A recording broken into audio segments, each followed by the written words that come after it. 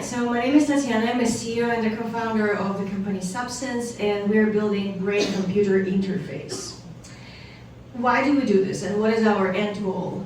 We want to unite, I personally want to unite the brain, technology, and AI, and there's a lot of reasons why I want to do that. And one of the reasons, I think most of you guys heard of AI, and that it's evolving and it's becoming smarter and smarter. And to be honest, when I'm thinking about that, I think that AI becomes smarter every day, but unfortunately, I'm not. And one of the reasons why I want to create the bandwidth between brain and AI is because if there is a seamless connection from brain to AI, every time when AI will become smarter, we will become smarter as well. But that's about future. Let's talk about now. So this is my team right now. We're about 40 people, and up to date, we've fundraised $27 million already. We have 2 labs right now, one in Palo Alto, one in Mountain View. And as Doug said, we maybe will move in next year in Santa Cruz. We're looking for a great new lab that is bigger, and we need a wet lab. And it's a very multidisciplinary job what we're doing. So we have, most of my guys are scientists, I'm not.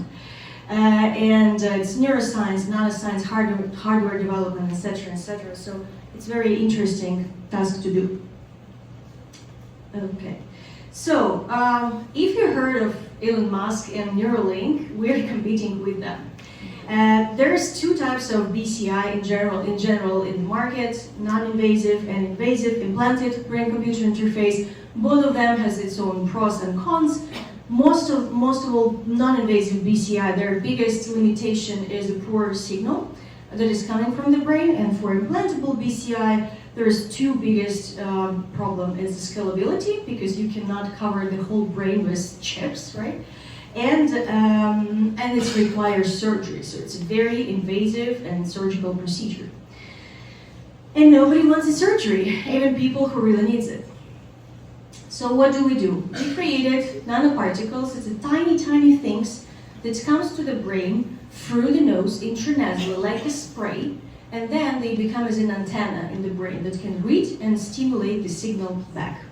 The signal is very accurate, the same as implantable brain-computer interface, but it does not require any surgery. So our product consists of 2 components. First is nanoparticles, one that can read, one that can stimulate the signal back, and the device that helps them to do that.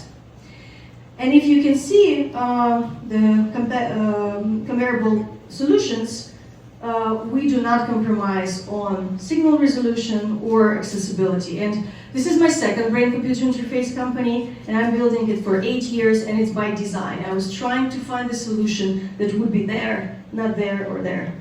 And it's working. So we're not creating anything from scratch. Basically, we're making a translation from the labs, from UC Santa Cruz as well, and making product out of that.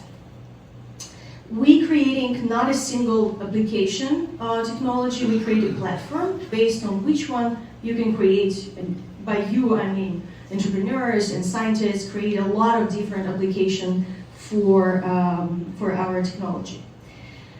So we're starting with a medical product, and I will tell more about that, what kind of medical products. And then we're moving to the consumer BCI, and we want to work eventually with the healthy individuals, as I said from the beginning, to unite brain, technology, and AI.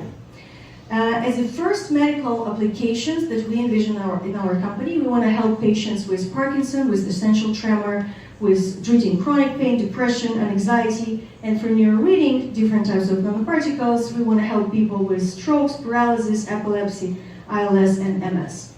As our very first indication that we're targeting in, it's Parkinson. And we want to partly replace deep brain stimulation, which is very established technology in the market, but it requires surgery, and most of the people, even who are eligible for this treatment, do not want to do that because of the surgery. We want to help them to do that without any surgery and without any harmless intrusiveness. And when we're talking about what would be possible beyond the medical applications, there's a lot of different varieties.